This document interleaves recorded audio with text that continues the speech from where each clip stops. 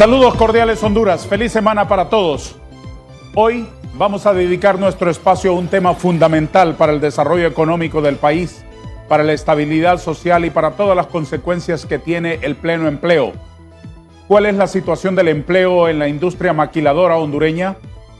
A partir de hace un par de décadas, más, hace unas 3 décadas más o menos, la industria maquiladora se convirtió en el gran motor generador de empleo en determinadas áreas del país, absorbiendo la fuerza laboral de miles de hondureños que ahí han forjado vidas enteras, generaciones enteras, no solo mujeres, sino también muchos hombres, jóvenes, que ahí encontraron un espacio para su realización profesional.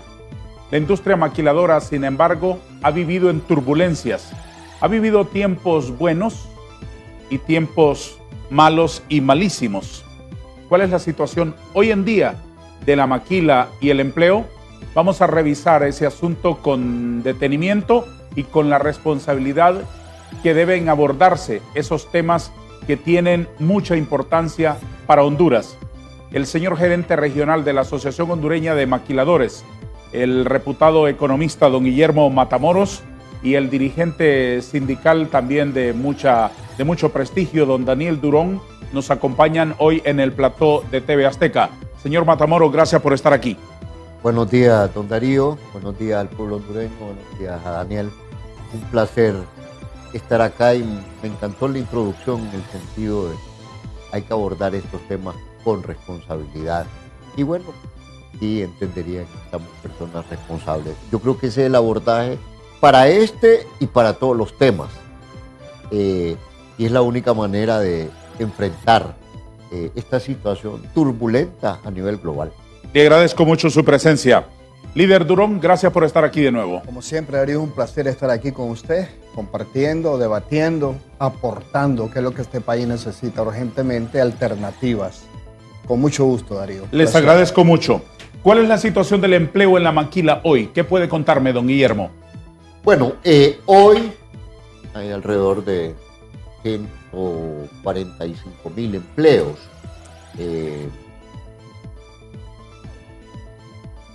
La situación del empleo, en el caso de la industria textil maquiladora, está determinada por el comportamiento de la demanda en el mercado de Estados Unidos.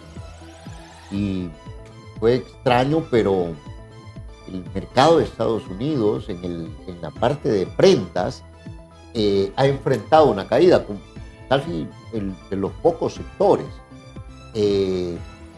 Esto está relacionado con post-pandemia. O sea, la respuesta de los consumidores post-pandemia fue comprar mucho.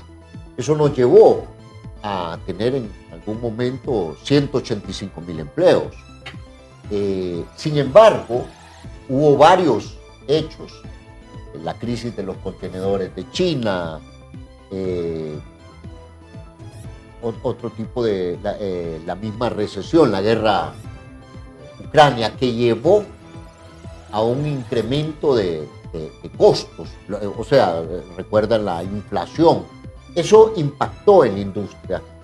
Ahora, hasta ese momento, el Asia, por la crisis de los contenedores, estaban en recesión, no estaban produciendo. Sin embargo, cuando Asia se recupera, salen al mercado. Salen, bueno, como salen China, Vietnam, que son los dos primeros,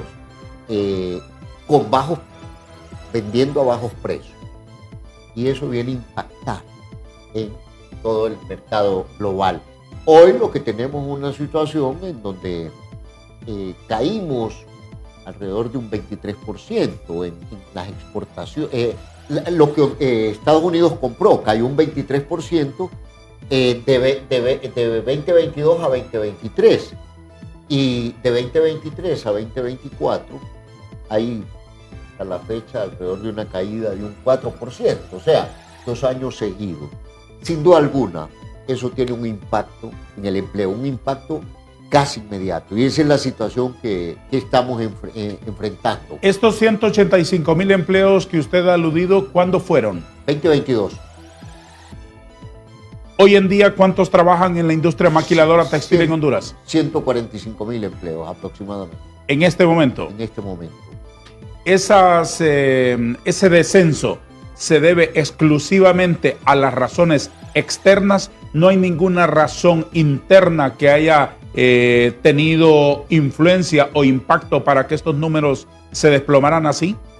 Yo creo que fundamentalmente por la cuestión externa. Siempre hay cosas que influyen.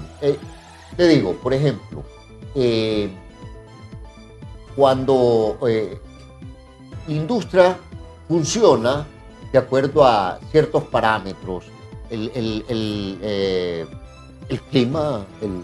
clima laboral, la situación de todo el marco que ofrece un país. Cada uno de los países, los grandes competidores, están haciendo cambios, buscando atraer inversión.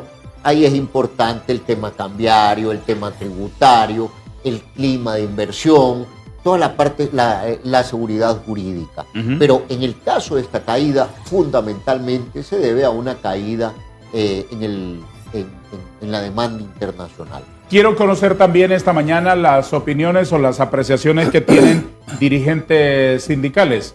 Quiero agradecer la presencia aquí de don Daniel Durón, secretario general de la CGT, y también la conexión que vamos a sostener con doña Evangelina Argueta, coordinadora del proyecto Maquila de la misma Central General de Trabajadores. Está por aquí doña Evangelina, gusto de saludarle esta mañana. Gracias por atender nuestra conexión en TV Azteca Honduras.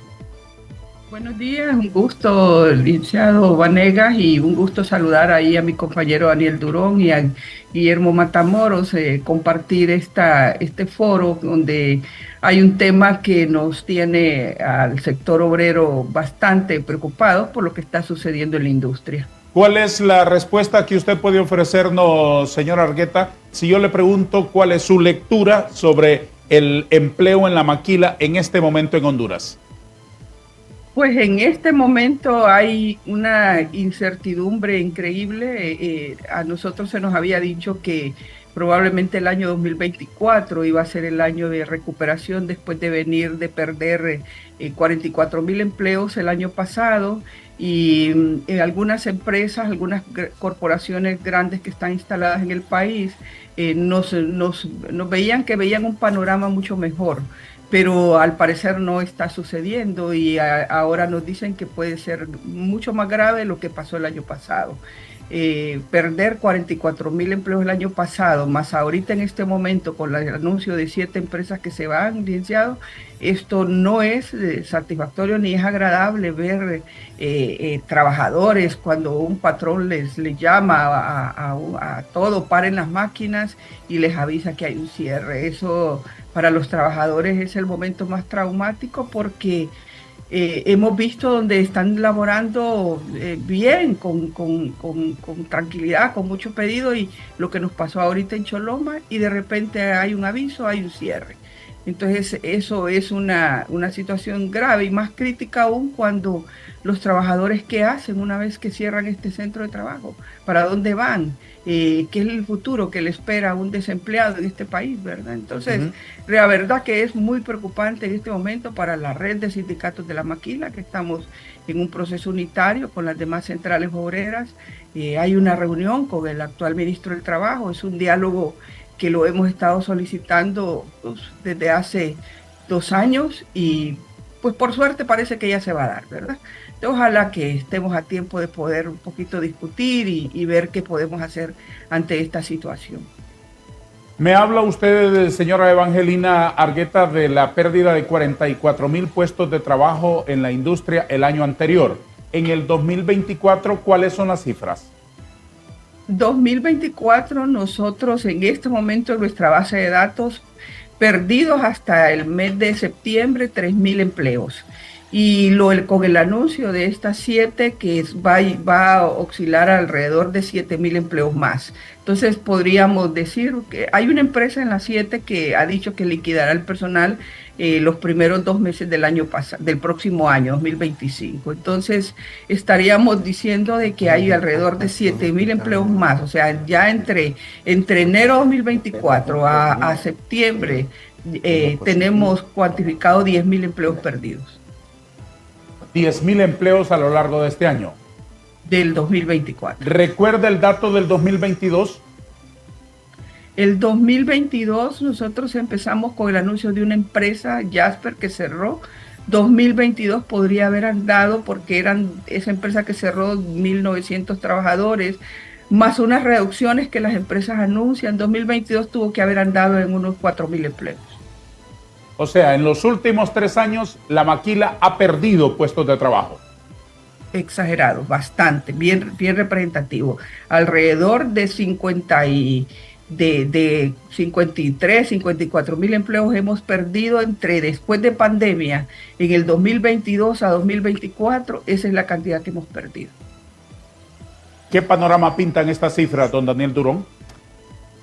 Bueno, primero connotar que la compañera Evangelina es especialista en el tema de la maquila, de organización. Yo quisiera puntear algunas cosas, Darío, y el licenciado Matamoros, que conoce, es el economista de la asociación. Me decía que las exportaciones de la maquila generan arriba del 50% del Producto Interno Bruto. O sea que esto está igual al banano, a las exportaciones agrícolas. Macroeconómicamente es un impacto brutal, si lo miramos desde ese punto de vista, además de la remesa, que es el primer lugar, pues 9.000 millones de dólares, que siguen siendo los trabajadores de los Estados Unidos los que mantienen la economía nacional, para decir algo rápido. Segundo, este es un sector que formaliza el empleo. Yo estoy sorprendido con las últimas informaciones de la CEPAL, que ya es un ente de mucha credibilidad internacional, y que dicen que Honduras tiene el 80% del sector informal de la economía. Estoy hablando de lo estructural primero para caer en la importancia de este tema, Darío. Y escuchaba una noticia ahorita que venía para el canal, que la canasta básica hondureña es una de las más altas de América Latina. O sea, este es el país de las grandes paradojas. Uno dice una cosa, otro según su conveniencia. Pero ¿qué significa este rubro para nosotros? Dice que el movimiento sindical hondureño, desde nuestro punto de vista, el movimiento sindical hondureño fue el único movimiento sindical de Centroamérica y creo que de gran parte de América Latina que creció los últimos 10 años. Y este es un hecho que hay que relevarlo, independientemente que la maquila esté exonerada. Las exoneraciones existen en todo el mundo, no lo podemos desconocer, y que son inversiones volátiles y que muchas veces no tienen transferencia tecnológica. Eso lo reconocemos bien. Pero fíjense que ahí hay 78.000 trabajadores organizados. Hay 44 sindicatos. Lo que desdice esa paradoja, Darío, de que los sindicatos son dañinos. ¿Cuánto tiene de estabilidad la inversión de la maquila en Honduras? En Centroamérica ha tenido dificultades. Entonces tenemos ahí se supera ese sofisma que los sindicatos son destructivos. Dice que ahí tienen instancias. Yo quiero connotar, Eva conoce muy bien esto, porque es bueno que sepa fuera esto. Ahí tienen una instancia que en ningún otro sector de la industria existe en el país, ni en Centroamérica. Esa industria negocia su propio salario mínimo, usted sabe eso, ¿verdad? Se reúne la red de sindicatos con la asociación de maquiladores y el gobierno. A convocatoria de los empresarios y los trabajadores, solicitan al gobierno que se sienten para negociar su propio salario mínimo. Tienen una instancia que se llama bipartita, que es entre la asociación y los sindicatos. En el caso de la pandemia, Darío, tomaron decisiones excepcionales. Fue el único sector que se benefició con bonos especiales para los trabajadores y las trabajadoras por el impacto de la pandemia. Y tiene una instancia tripartita en donde participa el gobierno ya para temas macronacionales, como en este caso, que es el tema de los cierres. Es bueno también reconocer, la asociación ha dicho, escuché una participación ayer de Daniel Facusé, centrando que el principal problema es lo internacional. Esto no es nuevo, siempre ha habido algunos temas de crisis en este rubro, pero repito, está totalmente formalizado el sector de la maquila y paradójicamente el sector informal de la economía, Darío, son los grandes atenuantes para evitar esa gran migración que está dañando drásticamente y gravemente al país.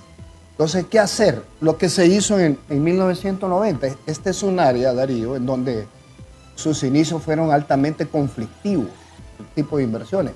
Lo correcto, lo conveniente aquí sería que todas las empresas tuvieran sindicatos, para que de manera bipartita y tripartita buscáramos alternativas de sostenibilidad.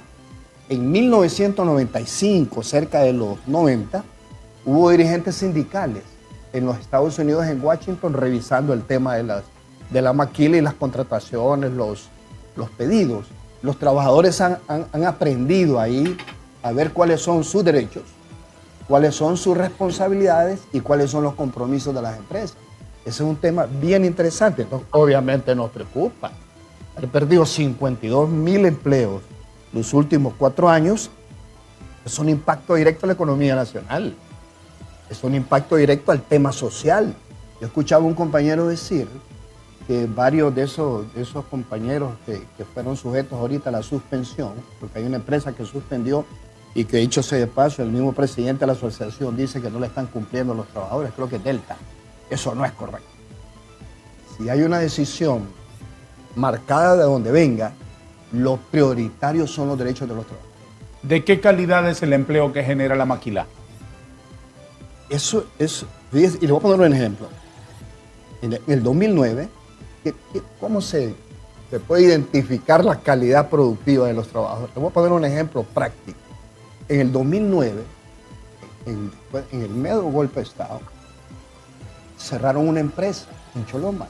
No sé si es bueno decir el nombre. Ese es un hecho que no existe en otro lado en el país. Cerraron una empresa porque se hizo un sindicato, porque hubo una confrontación enorme, porque hubo denuncias de violaciones laborales, de condiciones de trabajo, denuncias brutales. Siempre ha existido, siempre hay. Uno no puede decir que todo se arregló, que esté en perfectas condiciones. No es cierto. No hay cumplimientos plenos en ningún lado. Pero nosotros, Darío, hicimos la denuncia internacional. Por eso se consolidó el sector de la maquila. Los empresarios deben de reconocerlo. Es un tema sui generis. Hicimos una denuncia internacional porque cerraron una empresa de una transnacional de textil en los Estados Unidos. Y tuvimos el acompañamiento de 80 universidades, que son los que compran la ropa.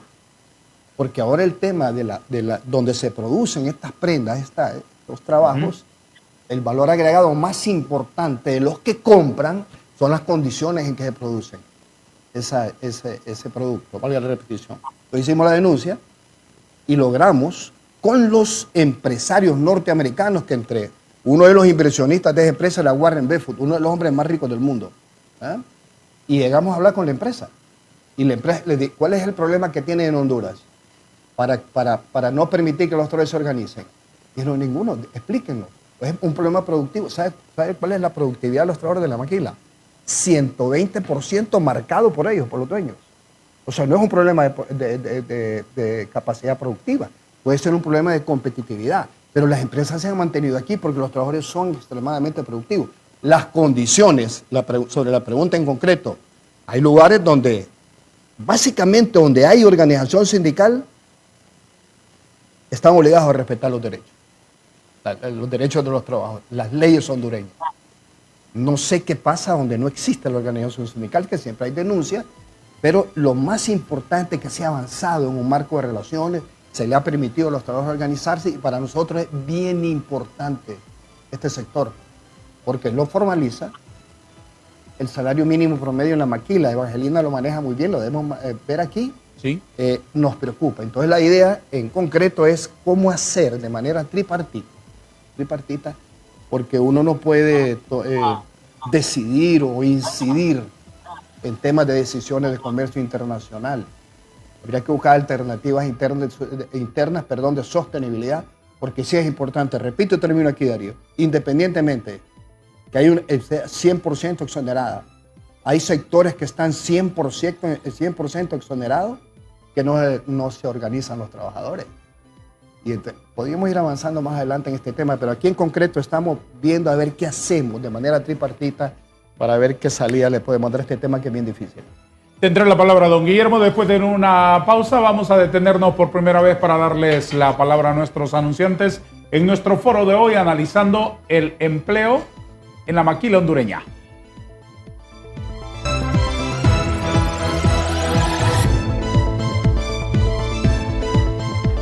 Licenciado Matamoros, ¿tiene algo usted que comentarme para profundizar después en las estadísticas y en otros detalles sobre la calidad del empleo en la maquila y la participación de los sindicatos de trabajadores?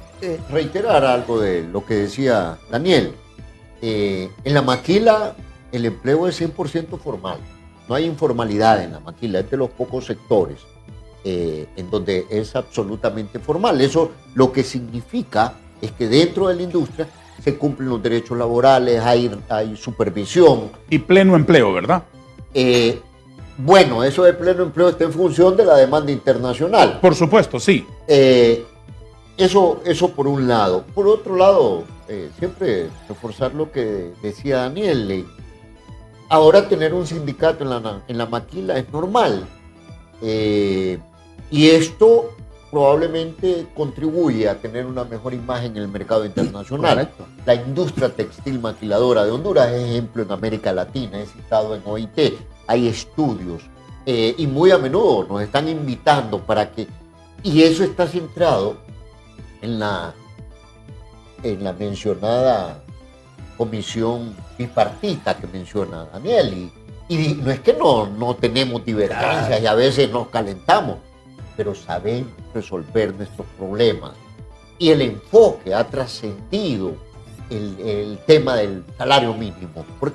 Hábleme de eso. ¿Por qué tienen un diferente acuerdo para el sector en cuanto al salario mínimo? Fue una decisión acordada, sustraernos de toda la negociación que ¿Es se hace beneficioso para ambas partes? Por supuesto. Por ejemplo, ahorita nosotros, el salario mínimo general, obviamente no debiese haber salarios mínimos segmentados, ¿no? Porque el salario mínimo es una concepción humana. Sí, Debe de ser acuerdo. un solo salario mínimo. De acuerdo. Nosotros negociamos, el salario mínimo general se negoció para 2 años. Ellos lo negociaron por 3. Inclusive vienen de una negociación de 5 años, que no tenía Fuimos pioneros precedente. en eso. ¿Y por qué? Porque son fuertes. Porque se le permite a los trabajadores, no todas las empresas, organizarse. La mejor forma de avanzar es a través del diálogo. ¿Y cómo se dialoga? Cuando los entes o las instituciones se representan legalmente.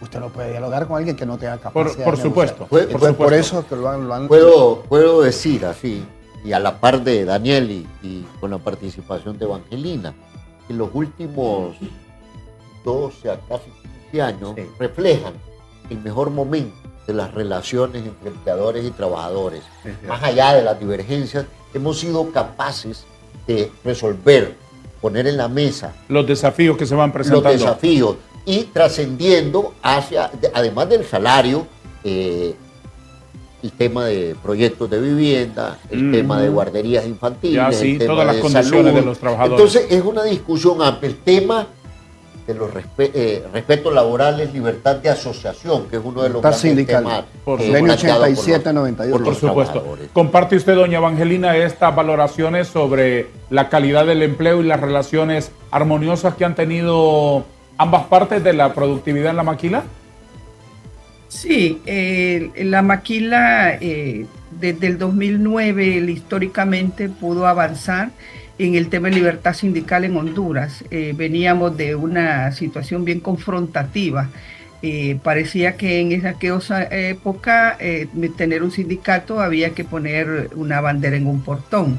No es que no es bueno, las banderas se ponen cuando ya no hay diálogo, cuando ya no hay manera de resolver.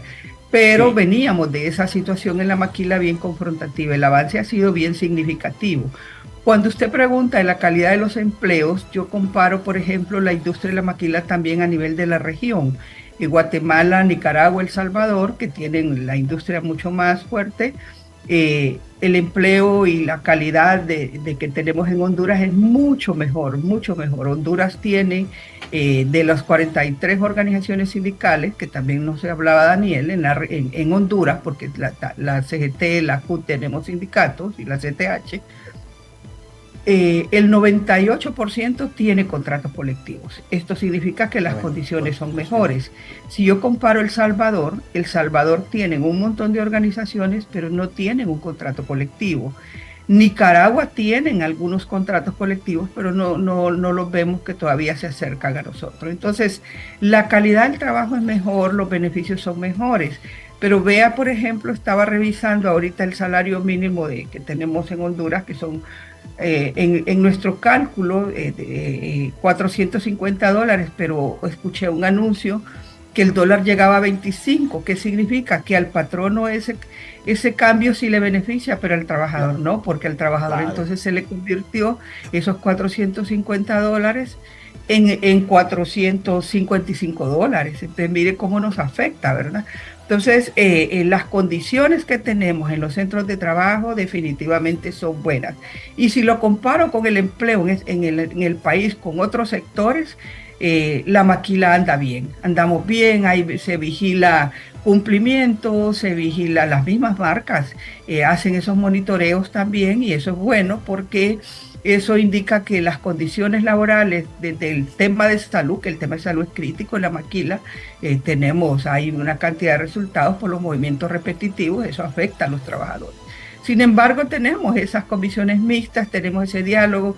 En la contratación colectiva hemos podido avanzar en otros beneficios más allá arriba de la ley, ¿verdad? Entonces sí podríamos decir que la maquila sí tiene un empleo bueno comparado con el resto.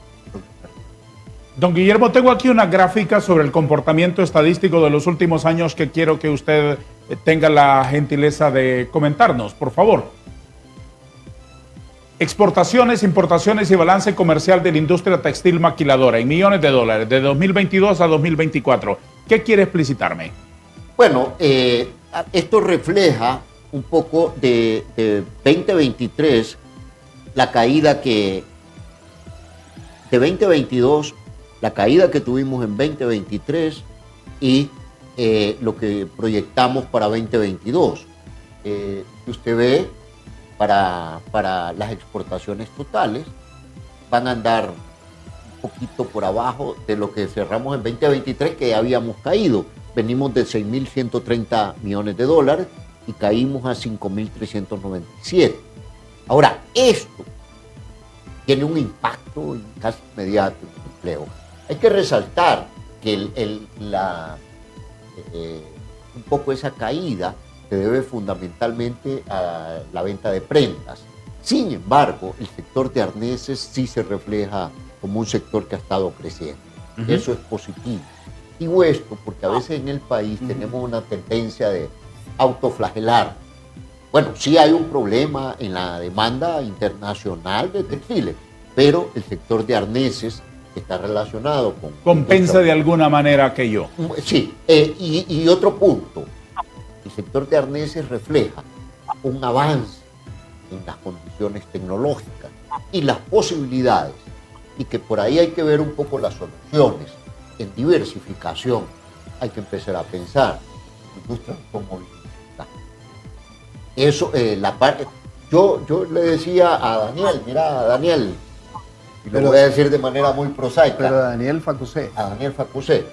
Le decía, yo no casi sé si son lo mismo, ¿no? Casi somos líderes lo mismo, extraordinarios los dos. Así, ¿verdad? Sí. Y entonces le decía, yo no sé si estoy hablando, fumando la verde, pero yo aspiro a la industria automovilística.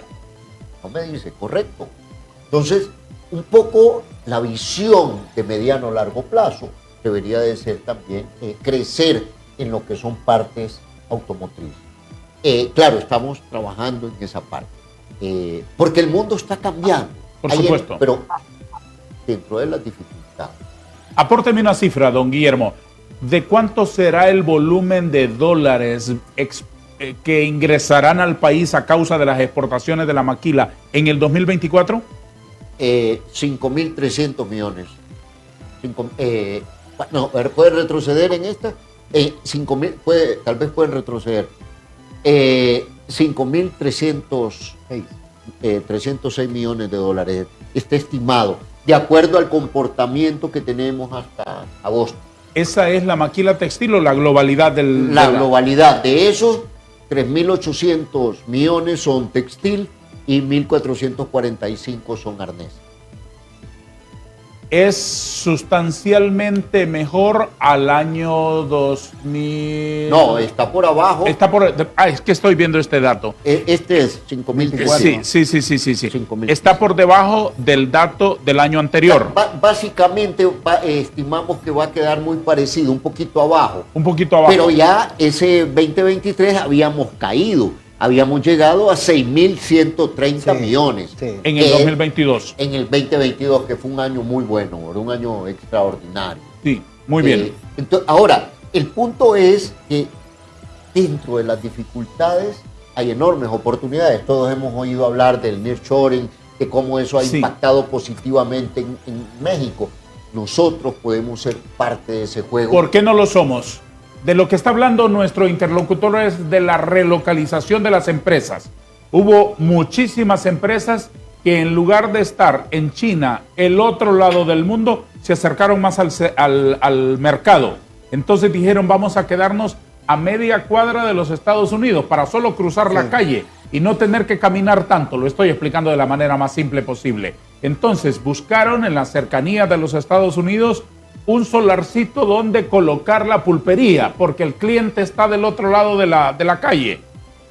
Para entenderlo así, porque aquí hay a nivel de funcionarios quienes no lo entienden y quienes no entienden la importancia de esa relocalización de las empresas. Entonces se desató una especie de competencia de toda la región por decir, queremos ser los más atractivos, vengan aquí, instálense aquí, miren qué bonitos somos, miren qué agradables somos, miren qué condiciones de seguridad jurídica, miren qué condiciones de energía, miren qué condiciones de capacitación de nuestra mano de obra tenemos. Entonces México se llevó una gran tajada de esas empresas relocalizadas. Nuevo León parece la China, parece cualquier otra cosa, parece un campo industrial donde está todo el mundo trabajando para solo saltarse el muro y venderle a los gringos masivamente. ¿Qué pasó que Honduras no aprovechó esas oportunidades? Bueno, algo hemos aprovechado. Muy poco, don Guillermo. Si lo ve es que acá hay vez, blancos, hay claroscuros. Tal vez es la relación de las economías. En el sector de arneses sí hay ampliaciones. Están proyectadas ampliaciones. En el sector textil ha caído. Entonces, usted lo explicó de manera maravillosa. Para traer eso, necesitamos tener un clima de inversión apropiado. ¿Cuáles son los elementos principales de ese clima de inversión apropiado que necesitamos? Bueno, necesitamos una narrativa positiva que sea amigable con la inversión. Necesitamos competitividad. Es decir, cuando dicen narrativa positiva, amigable, usted es un canciller para hablar. De lo que está hablando usted es de no ser hostil con la inversión extranjera. La hostilidad con la inversión extranjera es lo peor que puede suceder, independientemente del gobierno en que esté. No, independientemente. Eso no tiene nada que ver con... Nicaragua, todavía la inversión ve a Nicaragua como un buen destino de inversión. Sí. Son muy hábiles los nicaragüenses. Grita con la izquierda y firma cheques con la derecha. Correcto. Muy bien, eso es un punto, el tema de la competitividad salarial, el tema de la formación de la mano de obra. Usted, una política cambiaria apropiada. El tema de las políticas sociales. Había quedado de maquinaria, una maquinaria bien obsoleta de esa empresa, y habían logrado un 18%, un 17%.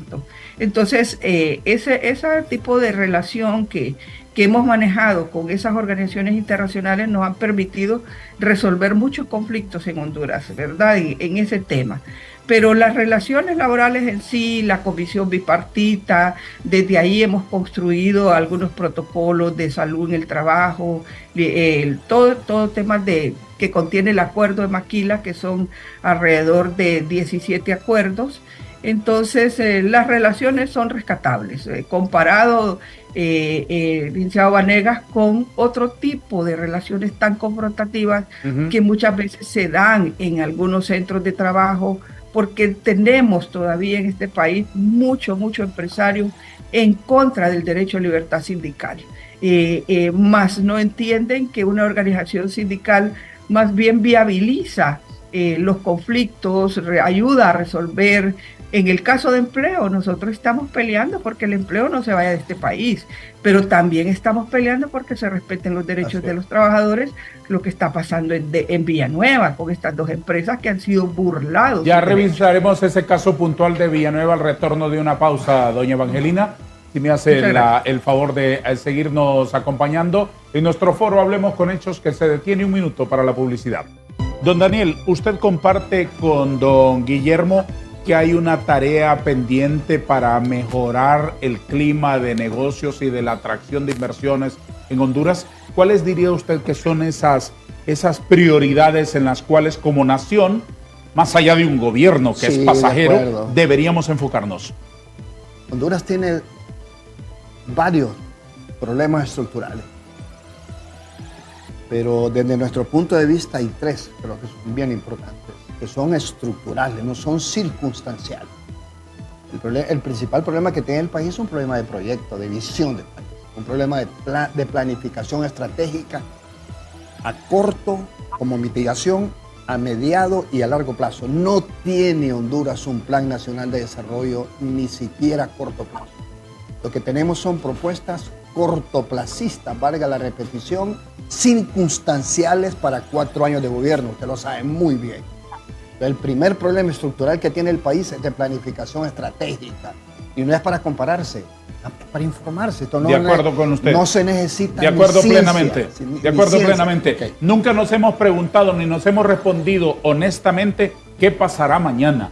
Entiendo. ¿Qué pasará mañana? Hoy estamos preocupados por las elecciones del 2025. Totalmente, o por la bobería de la discusión coyuntural de una semana, el escándalo de una semana, el narcovideo de una semana, y no nos preguntamos qué pasará mañana. Esto es un problema de testimonios, un poquito fuera del tema, testimonios de vida. La persona que no habla con testimonio también habla paja, discurso, como dicen en el barrio. De acuerdo, mire, de acuerdo. Yo fui a la Alemania inmediatamente después de que unos 2, 3 años cuando cayó el muro de Berlín. Sí. No es para comparar, nada más es para informarnos. Ahí está Costa Rica también. Dijeron los alemanes, independientemente de... ¿Y cuál es la diferencia entre un alemán y un hondureño mentalmente? No, ninguna. Ellos tienen otras realidades. Dijeron, en 25 años vamos a tener a las Alemanias simétricamente iguales. Ahí está. Convertidas en la locomotora que mueve la economía europea. Ese es el primer tema. El segundo tema es un problema de inequidad. Mucha gente no le gusta que se hable de eso. Mire, Darío, Honduras es el segundo país más pobre y más inequitativo de América Latina, después de Haití, que nos superaron los bolivianos y otros. No es posible continuar con el 14. Es cierto esto, no lo decimos nosotros, lo dice el Banco Mundial, lo dice el Fondo Monetario, lo dice la CEPAL. El 14% de la población, usufructuando el 85% del Producto Interno Bruto.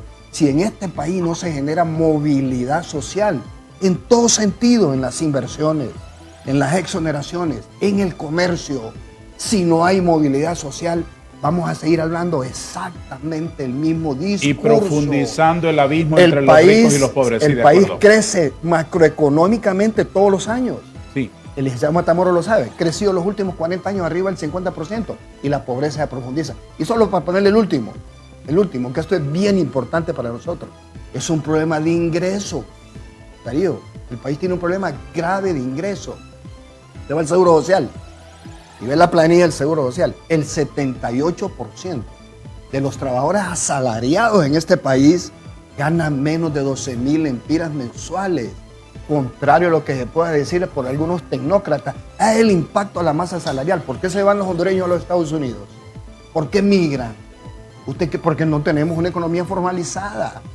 Y si usted no tiene economía formalizada, no tiene un buen ingreso, no tiene condiciones que le permitan al país garantizar su sostenibilidad aquí. Tenemos un problema estructural brutalmente grave. Nadie habla de eso. Entonces, todos hay que ganar las elecciones. Todos hay que tomar estas decisiones en función de un grupo, con todo respeto. Si el sector privado, el gobierno y nosotros no vamos en función de ver el esquema estructural de efecto al humano, a la mosquitia, ¿qué hacer para redistribuir esto? Va a ir diciendo el mismo discurso. A veces a uno no le gusta ni hablar. Mire, estamos hablando de un sector estructurado. Estamos defendiendo empleos en la maquila. que hay violación. Imagine una empresa, cierra una empresa y no le paga las prestaciones a los trabajadores. No le terminé esto de Washington, que se generó un convenio de supervisión internacional superior al país, reabrieron la empresa y todavía resarcieron a los trabajadores con $2 millones por el daño que le habían hecho. Eso es lo que hay que hacer, que se respete. Entonces hay que darle a un trabajador dos cosas: la oportunidad de acceso, pero que ese acceso le permita vivir dignamente. Sí. Eso puede ser un discurso, pero es la realidad. Si a un trabajador en los Estados Unidos le pagan $20 la hora, yo tengo muchos familiares en los Estados Unidos, y mandan dinero, mandan remesas, y tienen sus hijos aquí en escuelas privadas, le hacen ¿Se casa a la acuerdan mamá. del tío no? ¿Ah? ¿Le mandan su cosita a usted? ¿Se acuerdan del tío o Yo no? tengo un montón de familiares nuestros. ¿Le mandan su todos cosita somos mensualmente? beneficiados, todos somos beneficiados. De vez en cuando, aunque sea indirectamente, Sí. todos nos beneficiamos Qué de generosos los familiares son. que tenemos Qué generosos allá. son, sí. Usted va a la zona rural Sí. y va a ver casas bonitas ahora. Sí, sí, sí. ¿Y Sí, usted sí, cree sí. que es por el ingreso aquí? Sí, sí, sí. Por No. la remesa. Sí, por supuesto. Como usted me metió al tema estructural, estamos viendo temas estructurales. Sí. Entonces, termino aquí. ¿Qué podemos utilizar en este marco de relaciones interinstitucionales serias? Como el caso de la maquila, que hay violaciones, obviamente, pero se puede discutir, se puede avanzar, se puede transformar una realidad básicamente de un sector, y por ahí avanzaría. Ha sido muy positivo eso que ustedes me han contado de la armonía entre ambos brazos que llevan adelante la industria. ¿Qué es lo que está pasando en Villanueva ahora? Cuénteme su versión, doña Evangelina, por favor. Esta es una empresa de capital americano que le dio una suspensión a los trabajadores por 4 meses sin goce de salario. En esos 4 meses, los trabajadores los sindicatos estuvieron haciendo lucha, y gracias a una intervención que hubo de la Comisión Bipartita y los sindicatos, en aquel momento se logró, en los meses de junio y julio, se logró que les pagaran unos salarios que tenían pendientes, una cesantía también que estaba pendiente, porque tienen esa modalidad de recibir la cesantía cada año. Y luego otras deudas que les tenían pendientes a los trabajadores, vacaciones, un bono educativo y todo eso.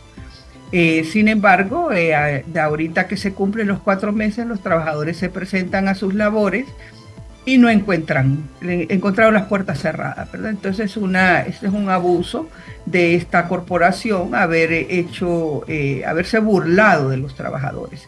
Entonces, hoy, ¿qué les toca a los trabajadores? Hacer una pelea, los sindicatos están al frente.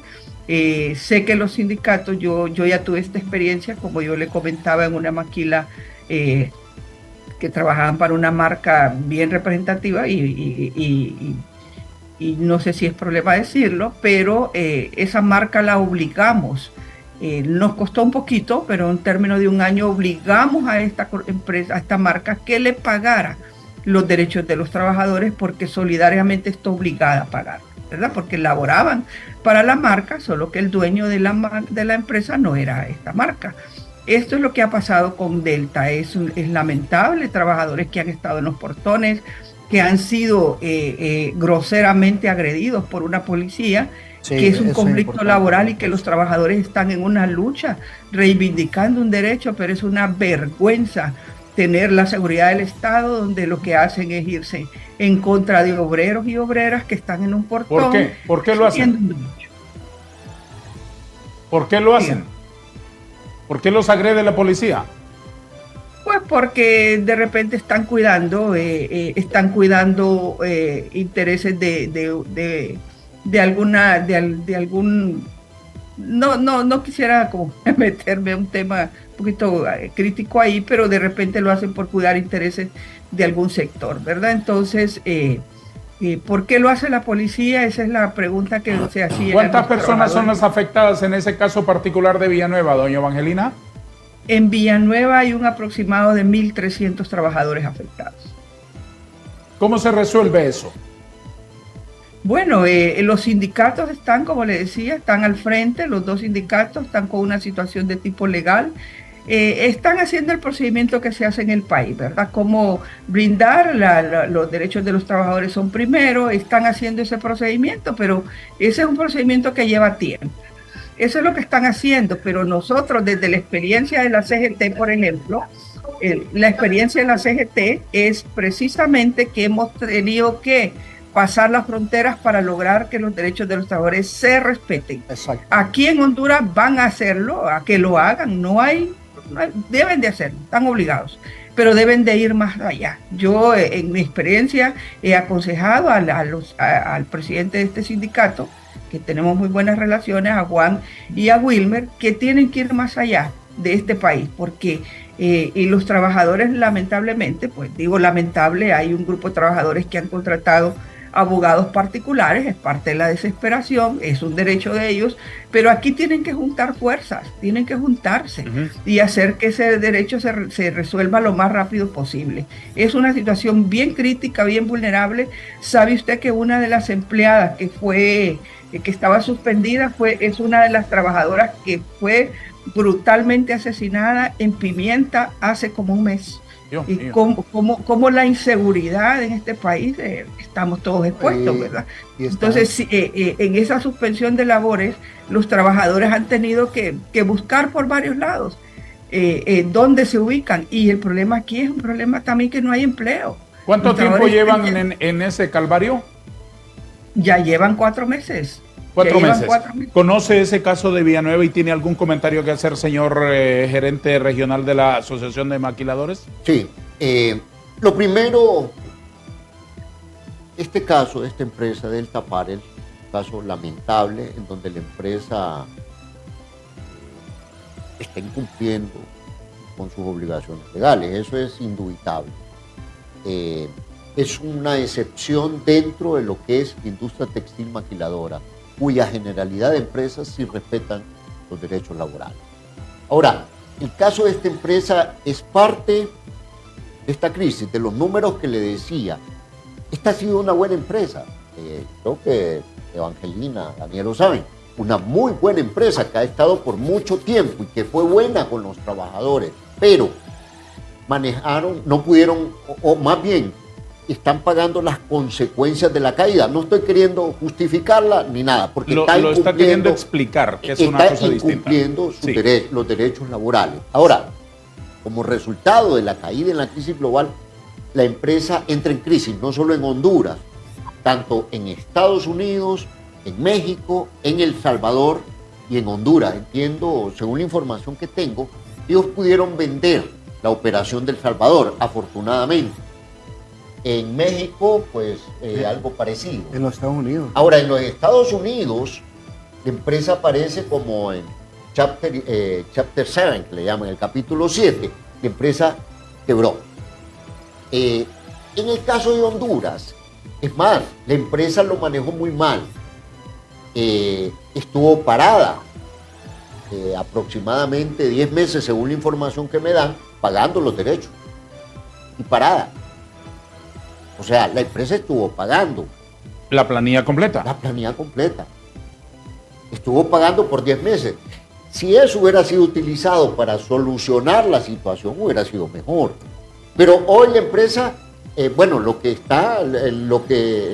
maquinaria y todo, la empresa está quebrada.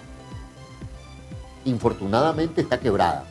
Y esa situación, infortunadamente, daña, como diríamos en buen hondureño, pringa al sector, es una situación de excepción. Y fue una buena empresa, pero que se manejó financieramente muy mal. ¿Y qué salvaguardas hay para cuando se presentan casos de eso, de los cuales no está exenta ninguna empresa por las turbulencias del mercado, por las situaciones endógenas de la misma empresa, por mala administración, por lo que sea, para que ese declive no termine pagándolo el trabajador? Bueno, eso es un tema complejo. Lo que era la ley de protección social contenía un poco ese elemento. Y rescata, buen tema. Pero que quedó un poco en el aire. Ahora, entendemos también que la empresa pagaba anualmente su prestación. Sí. Por concepto de cesantía. Por ahí no ha de ser tanto lo que se debe, pero tienen obligaciones. Hay obligaciones que todavía no han pagado a varios trabajadores. Eso es indubitable. El hecho de todo este conflicto con la ley de protección social puede tener alguna implicación. pero sí entendemos que una parte se ha pagado. Ahora, habrá que, yo creo que el tema más fuerte, o sea, después de que está claro que esta empresa manejó muy mal y está incumpliendo con los trabajadores, viene el otro tema. Bueno, ¿qué hacemos con los trabajadores que han perdido su empleo? Sí. Y ese es un tema de discusión fundamental, creo. De eso hablaremos en el siguiente segmento de nuestro foro. Ya tendría la palabra usted, pero fíjese que llegamos a la hora en punto y aquí es prohibido olvidar que somos empresa privada. Gracias a Dios por eso. Y hay que poner anuncios.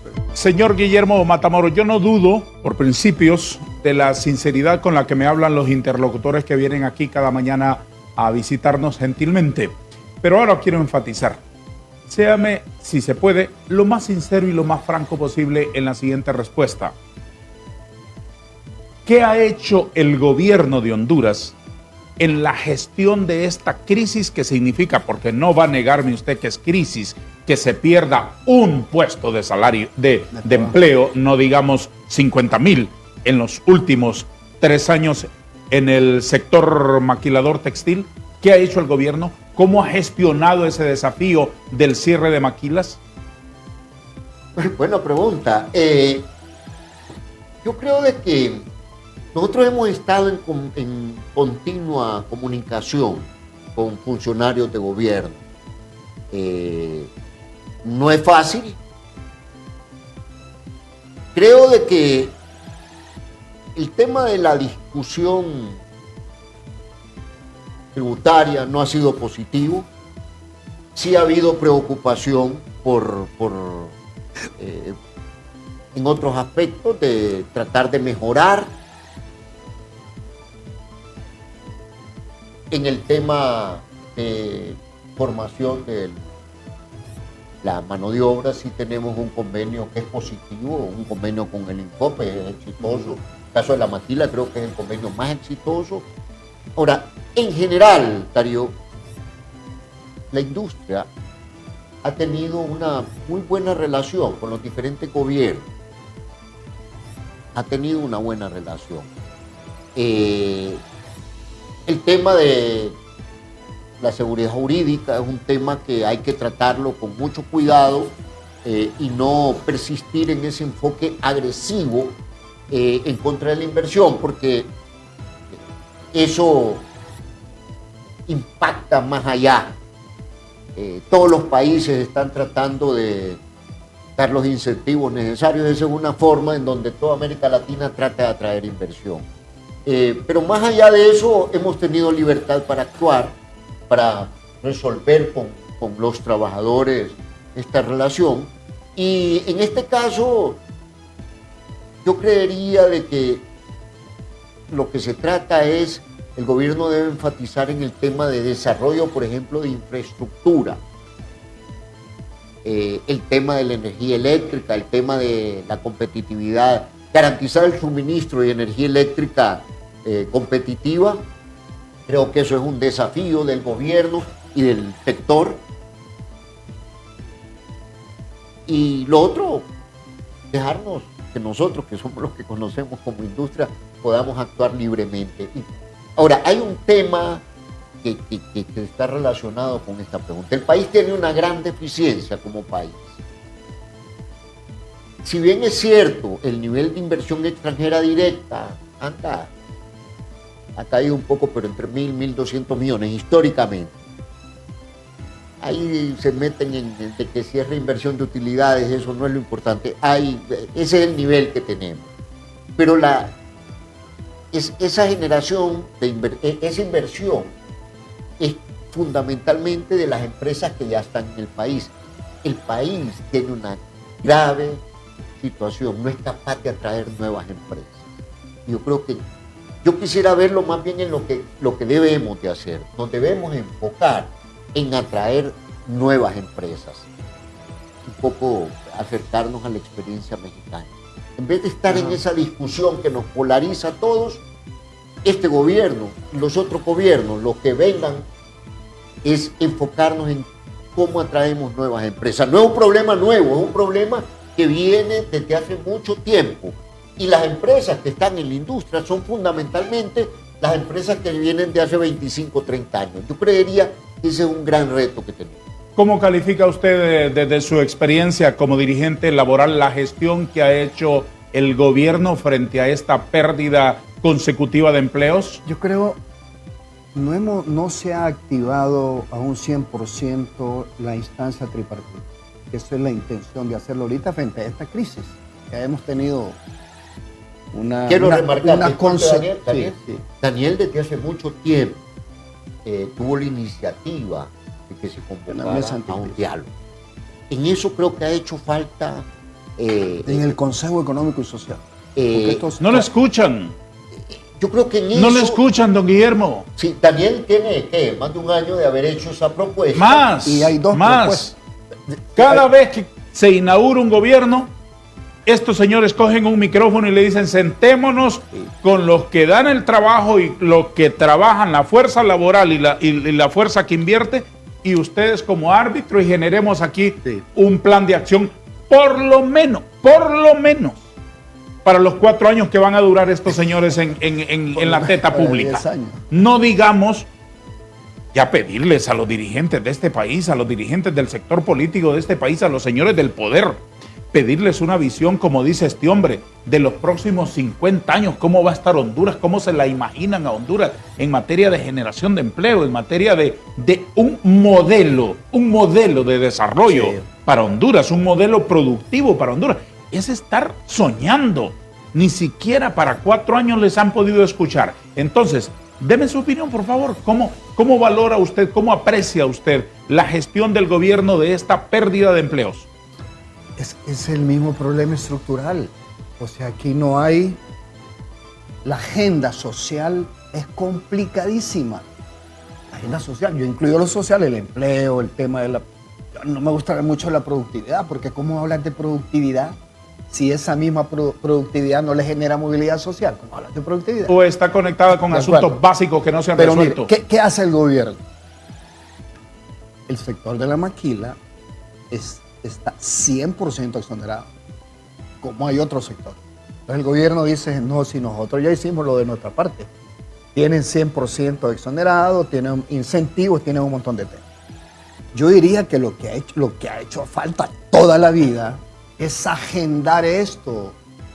Hay una instancia bien importante, Darío, que se llama Consejo Económico y Social. No existe, ese es un fantasma. Tienen años de no verse las caras. Sí, y ahí hay 2 propuestas de empleo. Una del sector privado, muy buena. Sí. Y que por primera vez... Una se llama Pacto por el Empleo y la otra Mesa por la refundación del empleo. Fíjense que por primera vez... Refundación del empleo se llama. Sí, se el llama de ustedes es el del gobierno. La propuesta del gobierno se llama refundación del empleo y la propuesta del sector privado, generación de empleo, fortalecimiento del empleo. Y el sector privado, mire, aquí tenemos diferencias, hombre, naturales. Lógicas. Pero este es y un que tema, van a perdurar sí, en los siglos. Exactamente. Aquí lo que hay que... Una vez se cansa, después dice: este es un loco, un soñador.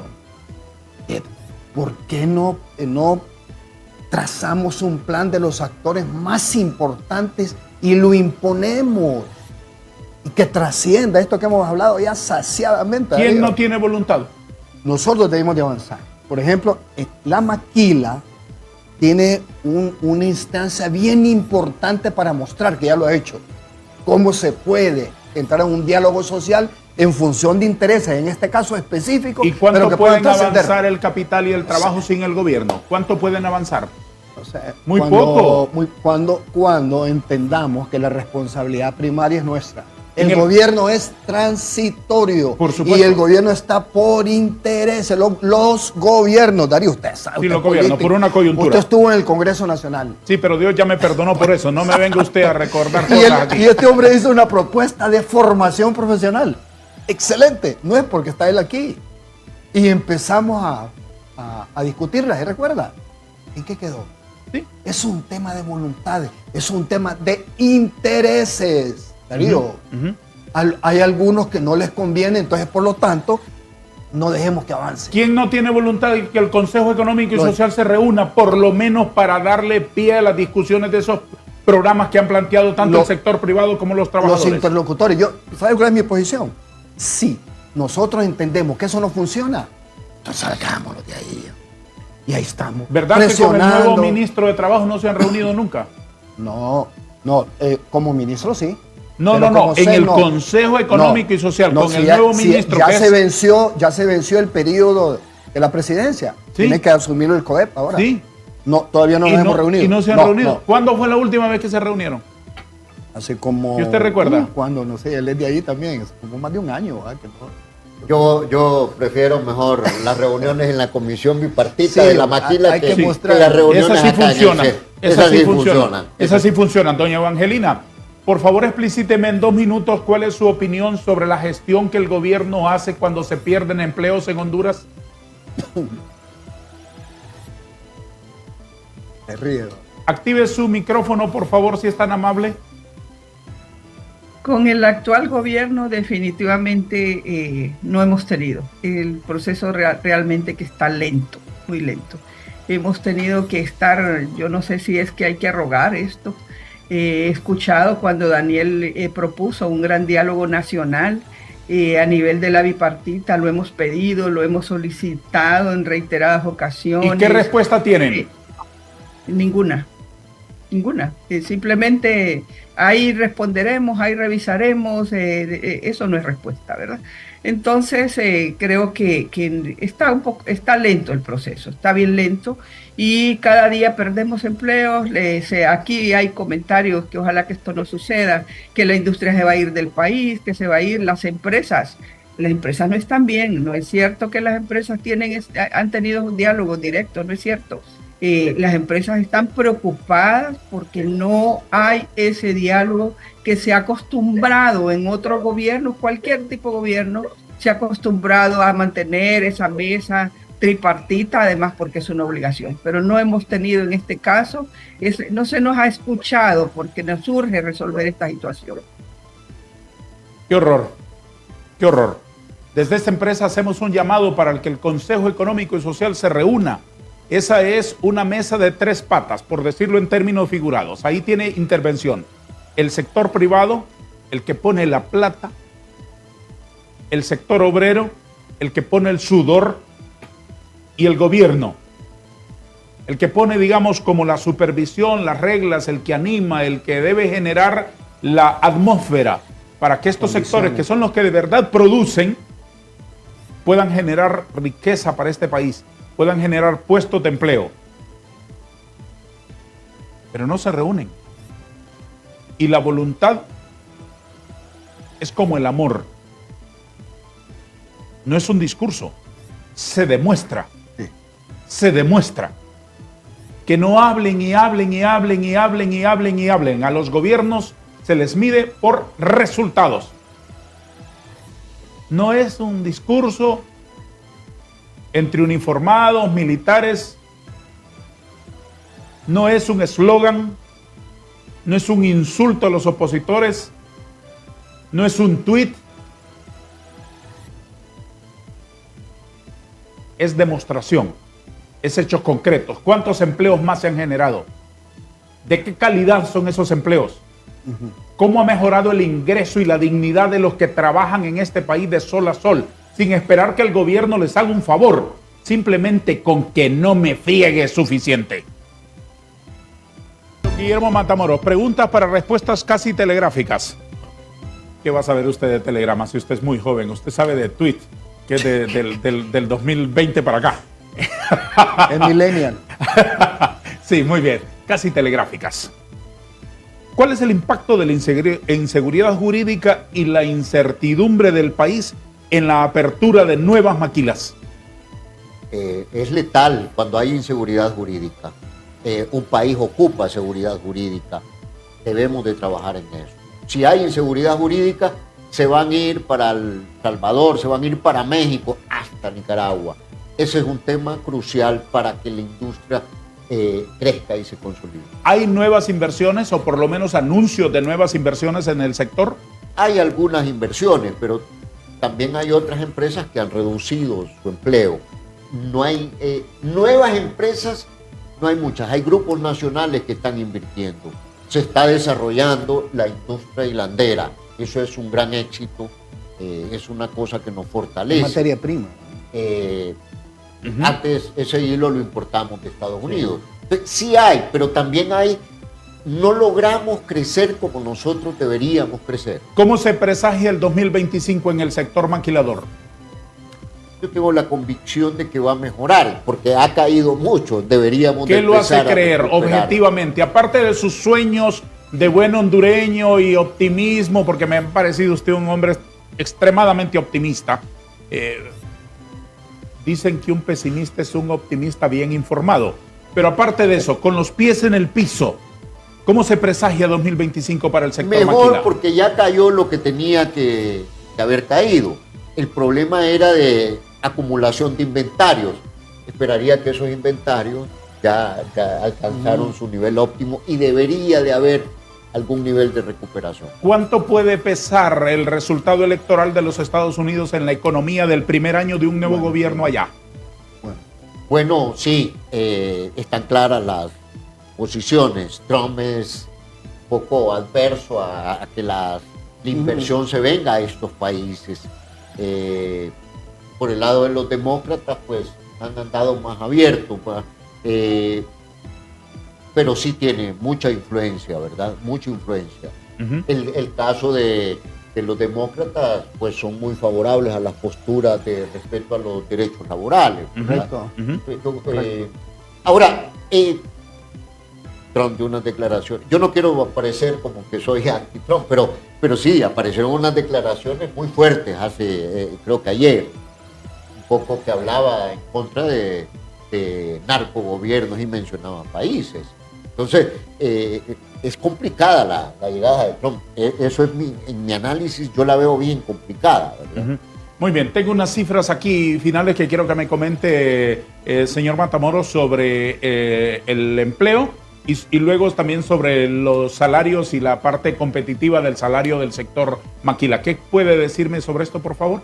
Bueno, el número de empresas básicamente se mantiene. En Choloma 94, en San Pedro Sula 99, sí. En la zona centro 18, en la zona oriental 10, en Villanueva, Potrerillos y Ojoa 46, en Cortés y Omoa 10, en el sector noroccidental 21, en el sector noratlántico 12 y en la zona sur 9, 319 empresas. Sí, quiero aclarar algo. A veces en los medios se dice se cerraron empresas. No, nosotros no hemos perdido empresas, salvo Delta Par, el que sí quebró. Es un caso aparte. Lo que sucede es que las empresas que tienen 5 plantas, 6 plantas, cierran una planta y consolidan sus operaciones. Sí. Pero afortunadamente no hemos perdido empresas. Yo eso lo quiero dejar muy claro. Lo otro, en este momento tenemos 145,000 empleos. Estos son cifras a agosto. Nosotros hacemos una encuesta mensual. Le consultamos a todas las empresas. Lo que tenemos en este momento son 145. Por favor, cuando tenga actualizados los datos a octubre, nos los hace llegar, por favor, a nuestra redacción. Ya estará saliendo septiembre. Muy bien. Visualizamos que esto se va a mantener hasta diciembre. ¿El promedio de la generación mensual de empleo? 145,000 empleos. No, mensual, la generación mensual. ¿La generación mensual de empleo, que está aquí? Sí, esto es visto por diferentes rubros, ¿verdad? Ajá. Pero son los mismos datos, nada más que hay mensual acá por tipo de empresa, en la parte de abajo. Y anda a 144,000 empleos. Muy bien. ¿Cuál es el objeto que más se produce, que más se vende en materia textil en Honduras? Prendas textiles. Y ahí tengo un cuadro. ¿Y cuál prenda es la que somos campeones? Camisetas, somos los primeros en el mundo como exportadores de camisetas. De camisetas al mercado de los Estados Unidos. ¿Qué pasó con eso de Delta que dejaron de comprar Champion, una marca? No, ese es otro, ese es el caso de Heinz. Ese es un caso interesante, que es una empresa que cerró una de las plantas. La empresa sigue acá. Eso nos... La empresa sigue. Ellos fabricaban estas blazer, camisetas Champion. Ellos eran los dueños de Champion. Vendieron la marca. Y el nuevo dueño de Champion ya no mandó a confeccionar a Heinz Honduras, sino que se la llevó a otro lado. Muy bien. Quiero una última intervención de doña Evangelina Argueta, con quien estoy profundamente agradecido con su gentileza con nosotros. ¿quiere dejarnos en un par de minutos una reflexión final de lo que usted espera que se resuelva por ahora y cómo atisba el futuro en el sector maquila, doña Evangelina, por favor? Gracias, y aprovechando también agradecer también esta invitación, licenciado Vanegas, muy amable de su parte. Definitivamente yo no tengo grandes esperanzas, tengo reservas de lo que puede pasar el año 2025. Desde ya le digo que ya tenemos el anuncio de una de las corporaciones, que una de las empresas que ha sido más grande, 1.300 trabajadores, nos ha dicho que hay una reducción de 300 personas y que 2025 esa empresa debe de estar en la capacidad solo con 700 trabajadores. ¿Esto qué me dice? Que siguen habiendo reducciones de trabajadores. Por fe deberíamos, tengo que decirlo, de que nosotros esperamos que esta industria se estabilice, ¿verdad? Porque es la más generadora de empleo, pero tengo reservas de lo que puede pasar el año 2025. Yo creo que voy a diferir un poco lo que decía el ingeniero Matamoros, cierres de empresas. Esta empresa, Heinz, nos anunció el cierre de 3 empresas, una de ellas sindicalizada. La empresa en sí cierra en su totalidad. La empresa en Honduras solo se está quedando, esta corporación que era de las más antiguas en Honduras, solo se está quedando con una empresa y que está ubicada en Villanueva y corriendo el riesgo por ahí también, que se escuchan cosas difíciles, ¿verdad? Entonces, me preocupa lo que va a pasar. El 2025, el escenario en la industria no es cierto que esté tan bien. Yo estoy de acuerdo cuando el ingeniero Guillermo decía, yo creo que la industria de la maquila va a tener que replantearse. Estar haciendo solo camiseta básica, solo sudadera, que es lo más grande, tendrían que ya revisar esa situación, ¿verdad? Pero eso es un tema de inversión. Entonces, muchas gracias por esta oportunidad que nos dan y decirle a los trabajadores que están escuchando y viendo este programa de que tengamos que tener sobre todo esa unidad y esa lucha de que los derechos de los trabajadores se pueden recuperar siempre y cuando tengamos ese deseo de luchar y de ser unidos, porque cada quien por su lado no va a poder resolver. Tiene que unirse este grupo, sobre todo los trabajadores de Delta, para reivindicar ese derecho, porque sí les debe este patrono todavía derechos que ellos se lo ganaron por muchos años por sacrificio. Muchas gracias. Gracias a usted, señor Argueta. Vamos a hacer un ejercicio de imaginación aquí rapidito en 10 segundos. Si usted, doña Evangelina, fuera la profesora en un aula de clases donde imparte la clase de generación de empleo y tiene una pequeña alumna que se llama Xiomara Castro, ¿cómo la calificaría de 1 a 10? Un 6. Muchas gracias, generosa profesora. Gracias por su gentileza con nosotros. Que tenga un buen día. Muy bien. Gracias, doña Evangelina Argueta, coordinadora del proyecto Maquila de la CGT. Toda seria. ¿Y usted, profesor Daniel? Mire, yo primero, para terminar, quiero reconocer el trabajo de Evangelina Argueta. Sí. Ella, más que maestra en análisis de partidos, de gobiernos, es maestra en relación a la organización de los trabajadores. Yo lo sé, hombre, si era una metáfora, hombre, no se ofenda. No me ofenda, que lo pone un poco. Quiero reconocer a Evangelina, este trabajo extraordinario. Tiene 24 sindicatos. Sí. Es un referente en la lucha en pro de la defensa de los derechos de los trabajadores de la maquila y de todos los trabajadores de Honduras. La pregunta no sé si es de mediciones o es de soluciones. Yo entiendo que es de soluciones. ¿Cómo califica usted la gestión del gobierno en materia de empleo? Me voy 3 años llevan ya. No sé si es número mediciones por número. No lo podría. Diga una palabra. ¿Cómo lo califica? ¿Cómo lo estima? Se hacen esfuerzos. Todos los gobiernos hacen esfuerzos, Darío. El ¿Hay tema que es aquí premiar a los cómo se gobiernos por los concretiza. esfuerzos o por los resultados? Por los resultados. Una cosa son los esfuerzos, otra cosa es el que no hace nada. Y yo creo que sí hace algo. Mire, si hay una propuesta, mire, todos siempre sucede lo mismo. Repito, Darío, este es un problema estructural. De acuerdo. Es un problema de ausencia de visión. De acuerdo, pero necesitamos Entonces, un liderazgo que concite sí, claro, a todos los sectores para resolver que los nos problemas y tener concite, visión. que nos concite. Sí, de acuerdo, que en nos función inspire. de un problema que es fundamental. Que nos inspire. Y no solo, Por supuesto. no solo la simple generación de Le empleo. agradezco. Porque hace muchos años estamos generando empleo. Le Empleo agradezco digno, su Darío. presencia. Le agradezco Gracias, su presencia. Darío. Don Daniel A Durón, usted también, secretario un placer. general de la CGT, a don Guillermo Matamoros, gerente regional de la Asociación Hondureña de Maquiladores. Ha sido muy gentil y una linda experiencia tenerle aquí. Gracias, Quedan Darío. las puertas abiertas cuando quiera regresar. Muchas gracias, Darío. Señor Matamoros, muchos Excelente éxitos. programa. Muchos éxitos. A todos, muchas gracias. Adiós.